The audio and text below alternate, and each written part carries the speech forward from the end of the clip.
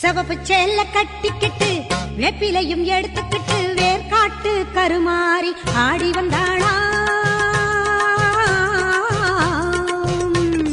சிவப்பு சேல கட்டிக்கிட்டு வேப்பிலையும் எடுத்துக்கிட்டு வேர்காட்டு கருமாறி ஆடி வந்தாளாம்.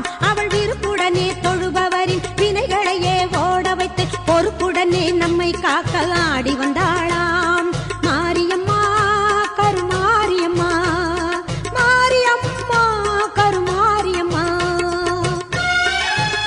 சிறப்புடனே பவனி வந்து சிந்தையிலே கூடி புகுந்து, சிறப்புடனே பவனி வந்து சிந்தையிலே கூடி புகுந்து கருணை உள்ளம் கொண்டு நம்மை காக்க வந்தாளாம்.